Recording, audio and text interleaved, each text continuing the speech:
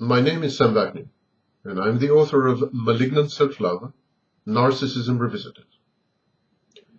Serial killers are the quiddity and quintessence of malignant narcissism.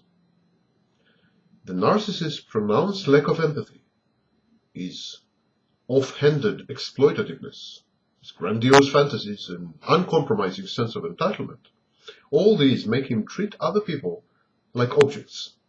He objectifies people. The narcissist regards others as either sources of narcissistic supply, attention, or as mere extensions of himself. It's the same with serial killers.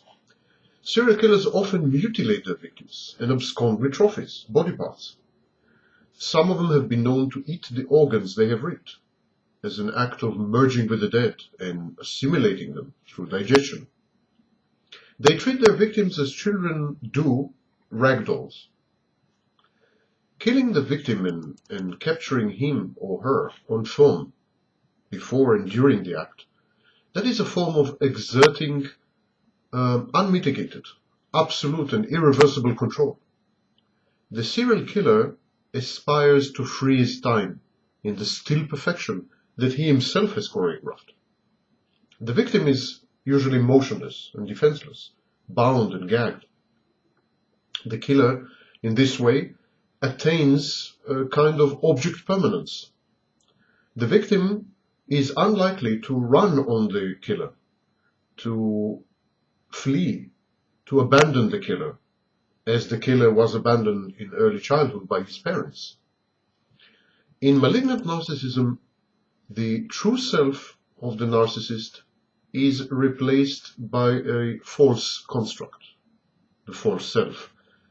And this construct is imbued with omnipotence, omniscience, and omnipresence. In other words, it is all-powerful and all-knowing and everywhere. The narcissist's thinking is magical. It's infantile. He feels immune to the consequences of his own actions. Yet, this very source of apparently superhuman fortitude, this false self, is also the narcissist's Achilles heel. Narcissist's personality is chaotic. His defense mechanisms are primitive. The whole edifice is precariously balanced on pillars of denial, splitting, projection, rationalization, projective identification. All kinds of psychological defense mechanisms underpin the narcissist's false self. Narcissistic injuries such as life crisis, abandonment, divorce, financial difficulties, incarceration, public opprobrium, all these can bring the whole thing tumbling down. The narcissist cannot afford, therefore, to be rejected, spurned, insulted, hurt, resisted, criticized, or disagreed with. When he is faced with any of these reactions, he falls apart, he disintegrates. So the threat to the narcissist is existential. It's the same with the serial killer. The serial killer is trying desperately to avoid a painful relationship with his object of desire. He's terrified, like the narcissist, of being abandoned or humiliated, exposed for what he is, and then discarded. So what's the solution? The solution is to render your object of desire immobile, unable to abandon you, unable to flee. And of course, the ultimate way of doing this is killing him or her. Indeed, many serial killers often have sex, the ultimate form of intimacy, with the corpses of their victims.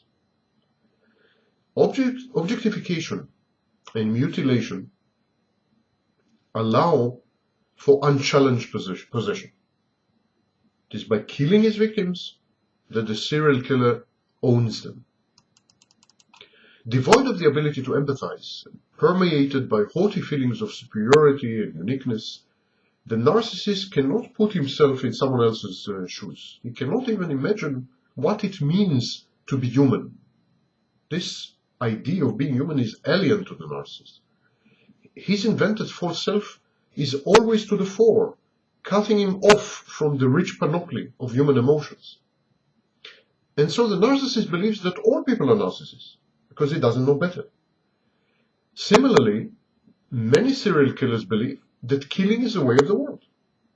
Everyone would kill if they could, or were given the chance to do so, or could get away with it.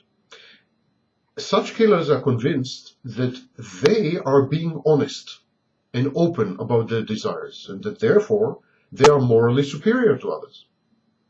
They hold others in contempt for being conforming hypocrites, cowed into submission by the establishment or by society. The narcissist seeks to adapt, to change society, to adapt it and meaningful others to his needs. He regards himself as the epitome of perfection, a yardstick against which he measures everyone, a benchmark of excellence to be emulated by others. He acts the guru, the sage, the psychotherapist, the expert, the objective observer of human affairs. The narcissist diagnoses the faults and pathologies of people around him and helps them improve, change, evolve, and succeed. In other words, he helps them conform to his vision and wishes. Well, serial killers, likewise, believe that they are improving their victims. By rendering them inanimate, by slaying them, they believe that they are purifying them, removing imperfections. By depersonalizing and dehumanizing them, they believe that they are saving the victims from degeneration and degradation, from evil and sin, in short, from a fate worse than death. The serial killer's megalomania manifests exactly at this stage. He claims to possess or have access to a higher knowledge and morality. The killer believes himself to be a special being, and the victim is chosen and should be grateful that he or she had been chosen. The killer often finds the victim's ingratitude for having been chosen irritating, though sadly predictable. The sexuality of the serial psychopathic killer is self-directed. His victims are merely props, extensions, aids, objects, and symbols. He interacts with them ritually, and either before or after the act, transforms his diseased inner dialogue into a self-consistent extraneous catechism. The narcissist is equally autoerotic. His libido, his sex drive, is directed at himself, not at others. In the sexual act, the narcissist merely masturbates with other people's bodies. In this case, living people. The narcissist's life is a giant repetition complex. In a doomed attempt to resolve early conflicts with significant others, such as parents, teachers, peers, the narcissist resorts to a restricted repertoire of coping strategies, defense mechanisms, and behaviors. He seeks to recreate his past in each and every new relationship and interaction. Inevitably, the narcissist is invariably confronted with the same outcomes. This recurrence, this repetition only reinforces the narcissist's rigid reactive patterns and deep-set beliefs. It is a vicious, intractable cycle, where the narcissist's behavior brings about the very results that he dreads. Correspondingly, in some cases of serial killers, the murder ritual seems to have recreated earlier conflicts with meaningful objects, such as parents, authority figures, or peers. The outcome of this replay is different to the original, though. This time, the killer dominates the situation. He is on top.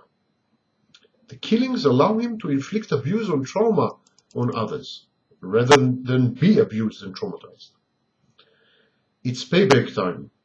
It's settling the scores. It's balancing the ledger. The serial killer outwits and taunts figures of authority, the police, for instance. As far as the killer is concerned, he is merely getting back at society for what society did to him. It is a form of poetic justice, a balancing of the books, and therefore a good thing. The murder is cathartic. It allows the killer to release hitherto suppressed and pathologically transformed aggression in the form of hate, rage, and envy.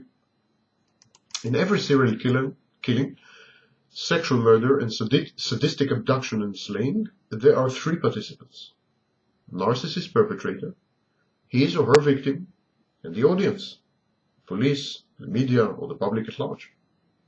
The killer actively seeks recognition and acknowledgement of his misdeeds, proof by acclamation and mention of his brilliance and daring. He preserves mementos, records his actions in detail, and revisits the crime scene. His feelings of omnipotence or powerfulness and immunity to the consequences of his own actions increase the more victims he rapes, mutilates, and murders, and the less the police is able to respond. Repeated acts of escalating gore fail to alleviate the killer's overwhelming anxiety and depression.